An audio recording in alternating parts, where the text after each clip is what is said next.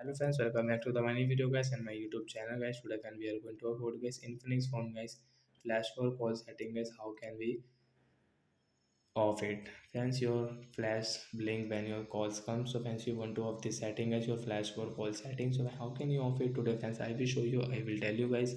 So before starting video, friends, first of all go and subscribe the channel. Click the bell icon, like the video guys.